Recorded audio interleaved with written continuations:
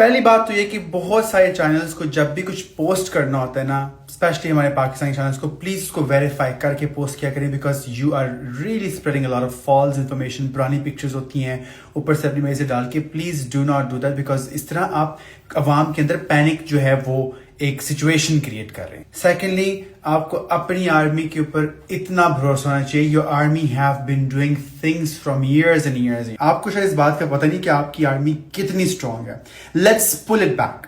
1990 के अंदर जब बोस्निया के अंदर पीस मिशन स्टार्ट हुआ था, Pakistan army went there to implement that. 1993 के अंदर जब अमेरिका की आर्मी फंस चुकी थी सोमालिया के अंदर, 1993 में Pakistan army went there to take them out. 2004 के अंदर जब श्रीलंका में सुनामी आया था, उस वक्त भी जो इमदादी कार्रवाइयां थी वो आपकी पाकिस्तान की फौज ने की थी।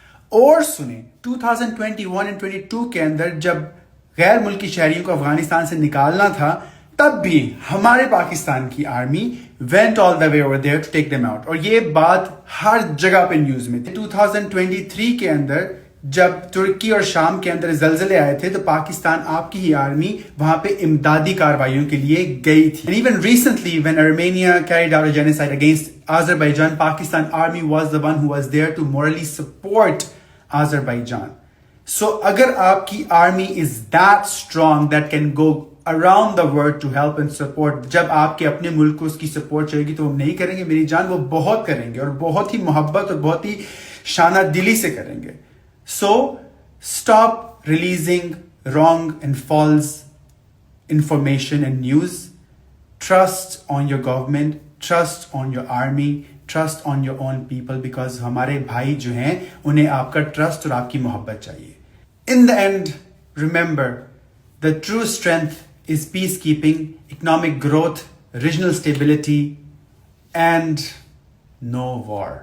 That's all we want. कि हम, हमारे बहन भाई, सब लोग सेफ रहें और महफूज रहें। पाकिस्तान जिंदाबाद। And thank you so much to all those soldiers who are out there day and night taking care of us. That means everything to us.